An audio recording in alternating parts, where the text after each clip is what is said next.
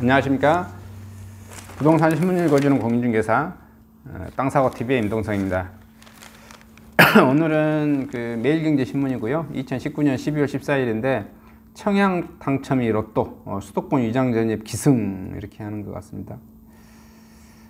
친척 친구 집에 주소 이전이 많고요. 불법 청약 절반 이상이 위장 전입, 단속 인력 부족하고 적발이 또 어렵고, 주민들 위장 전입 얌체족 탓이고 내 기회 뺏겨 엄벌해달라고 원성이 자자하고요.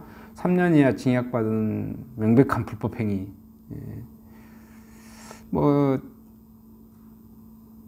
근데 이게 많이 되나 봐요. 사실 이것을 제가 해봤거든요. 저 같은 경우도 위장 전입을. 근데 제가 서울에 갔었을 때, 제가 고시원 생활을 했었을 때, 내 있다가 주소를 고시원에다 놔뒀어요.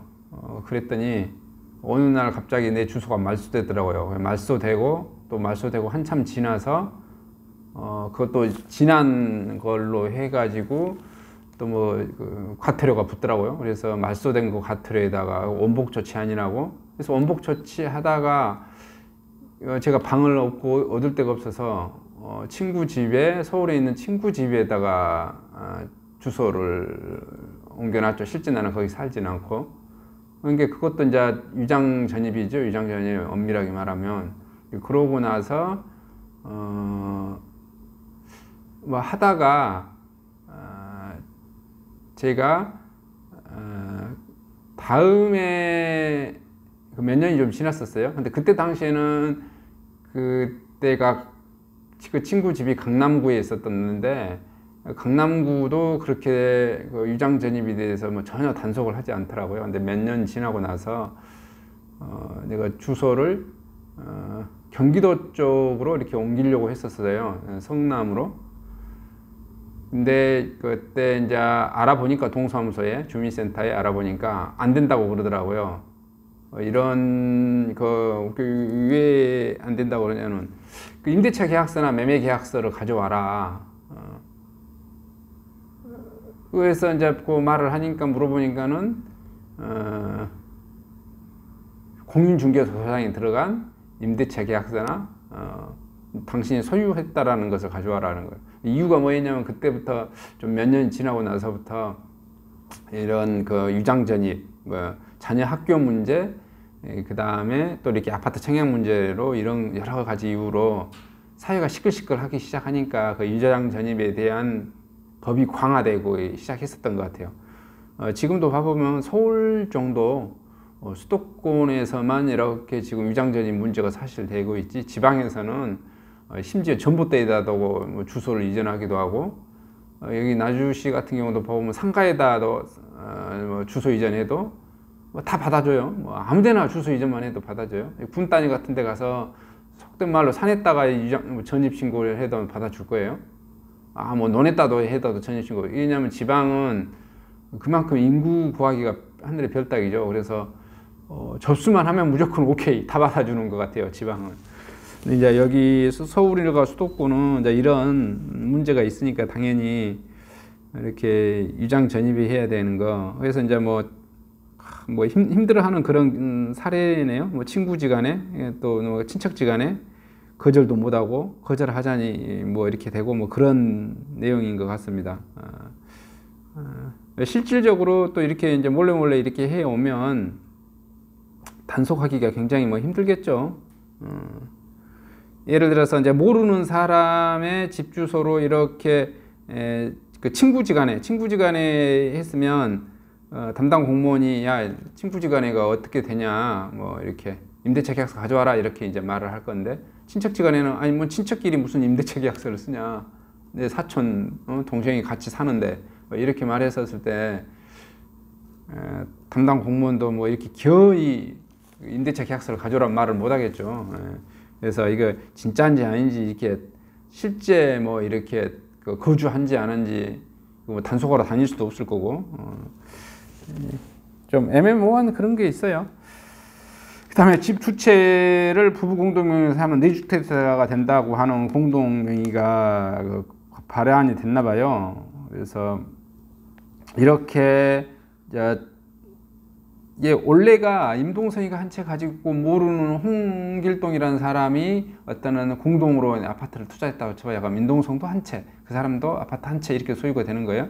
근데 이 개수가 늘어나서 4개 이상이 되면 4개부터는 취득세를 4%로 때리겠대요. 이런 법을 지금 국가가 개정을 했는가 봅니다. 다주택자들한테 다주택자 못 되게 하기 위해서 이제 그런 것 같아요. 그랬더니 이제 그 조례 중에서 부부 공동으로 했었을 때도 이렇게 임동성이가 한 채 가지고 있고 임동성이 부인이 한 채 가지고 있고 그래서 2채다 이렇게 되는 거죠. 그렇게 해서 아파트를 2채를 샀으면 갑자기 4채가 돼버리는 거죠. 그렇게 했었을 때 취득세를 4% 때리냐 이제 이런 게 지금 뭐 설왕설래 했나 봐요. 그랬더니 국토부에서 법령 유권에서 했는데 부부 가간에는 아니다. 그러면 부자지간에는 모녀지간에는 뭐 이렇게 했을 때는 어떻게 되는 거냐 해서 뭐 지금 해석이 분분하는가 봅니다. 뭐 이렇게 초안 작성 중인가 좀 검토해서 좀 반영되지 않을까 싶고요. 신혼부부의 강남 반값 분양 청약강풍회고 수서 등 4곳 신혼희망타운 전용 46제곱미터 55제곱미터 398가구 공급하는데 분양가 4.5에서 5.7억 시세의 반값입니다. 18일 19일 청약하고요. 10년 전매 제한 무주택자 소득 자산 기준 맞아야 하고요. 동탄 운정 파주는 2억 원대 분양하네요. 역대급 경쟁률 나올 것 같다고 그러네요. 수서 역세권 신혼희망타운 강남권에서 나오는 것으로 첫 물량인 만큼 높은 경쟁률을 기록할 것으로 예상하고 있고요. 지난 1회 신혼희망타운 공급에서 340가구 모집에 18,000여 명이 몰려 53대 1의 경쟁률을 기록했고요. 신혼희망타운의 전체 물량의 30%를 AB 신혼부부, 혼인 2년 내 신혼부부, 2세 이하 자녀를 둔 한부모 가족에게 우선 공급 만점 9점, 나머지 70%를 자녀 공급이 만점 12점, LH 관계자는 우선 공급이 끝난 뒤 자녀 부분을 공급한다며 전용 46제곱미터 적어도 10점, 전용 55점은 11점을 돼야 당첨이 기대할 수 있을 것으로 했고요. 2단계 자녀 공급에서 10점 이상을 받기 위해서 무주택자 기간이 3년 이상 3점, 해당 시도 연속 거주가 2년 이상 3점, 청약 저축 납입 24회 이상 3점, 태아를 포함한 자녀 1명 1점 등 조건을 충족해야 하고요. 청약 전에 까다로운 자격 요건을 확인해야 하고요. 신혼희망타운 7년 이내 신혼부부나 1년 이내 혼인 예정인 예비 신혼부부 60세 이하 자녀가 있는 한부모 가족이 대상이 됩니다. 전년도 도시근로자의 가구당 월평균 소득이 120% 맞벌이의 경우 130% 이하 총자산 기준 2억 9,400만 원 이하의 무주택 가구 구성원에 돌아가고요.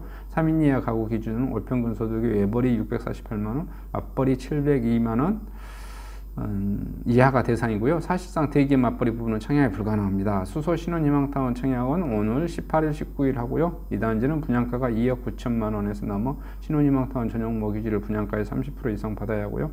중간에 주택을 팔거나 대출을 갚으면 시세 차익의 10에서 50%를 환수하고 있고요. 전매 제한 10년, 거주 의무 기간은 5년 좀 더 유의해야 된다 이렇게 나오네요. 하여튼 뭐 해당 조건이 엄청 까다롭겠죠. 조건이 엄청 까다롭겠고 여기에 해당되시는 분들은 열심히 하셔서 꼭 당첨되기 바랍니다.